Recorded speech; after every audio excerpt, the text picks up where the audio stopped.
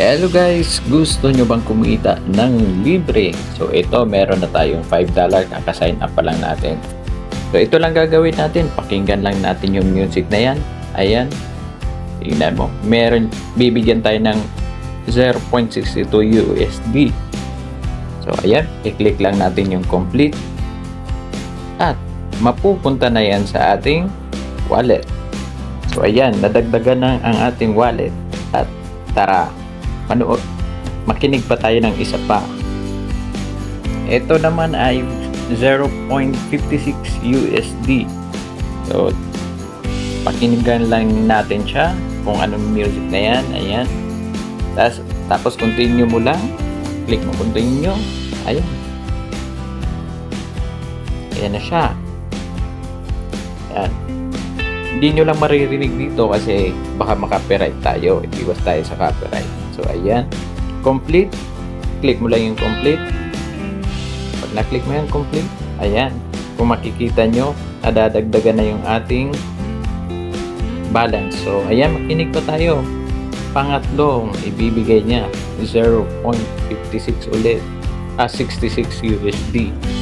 So ayan, hindi nyo maririnig ang music dito sa video na to kasi iwas copyright tayo. Mahirap na. At ayun na nga, nadagdagan naman ng ating balance sa ating wallet. Ayan, 6.18 na.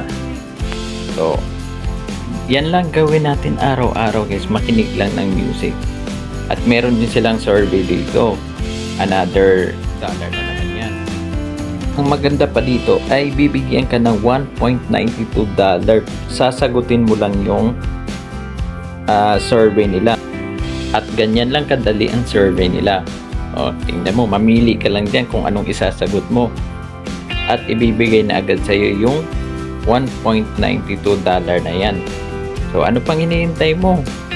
Umpisahan mo na. Nasa comment section lang yung link ilalagay ko. So, ayan lang, oh. Tingnan mo. Ang bilis lang. At yan, tapos na ang survey. Ayan na. I-refresh mo lang yung apps mo. Titingnan mo dun sa wallet mo kung pumasok na ba yung reward niya sa survey. So, ganyan lang kadali. Ayan, i-refresh lang natin. So, ayan, meron na tayong $8.76. Kaka-registered pa lang natin, meron na agad tayong $8.76. At eto, susubukan natin withdrawin yung $8 kung mawi-withdraw ba natin. So, may mga options sila dito. Ayan, may PayPal, Payer, Ether, Mastercard, ayan, Google Play. So, mamili ka lang dyan. Pero, ang pipiliin natin ngayon ay PayPal kasi meron tayong account sa PayPal. Try natin i-withdraw kung mawi-withdraw ba natin agad yung $8 na yun. So, tara. Umpisa na natin. So, mag-input lang tayo ng information natin dyan. Ilalagay natin yung name natin sa hinihingi nilang requirements para ma-withdraw natin yung bonus na binigay sa atin nitong site na to.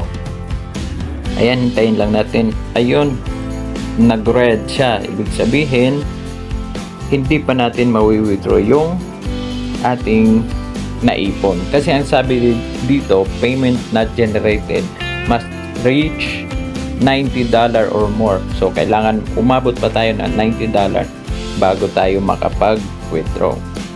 So, ang gagawin natin, maghintay tayo na makaabot tayo ng $90 saka tayo mag-withdraw.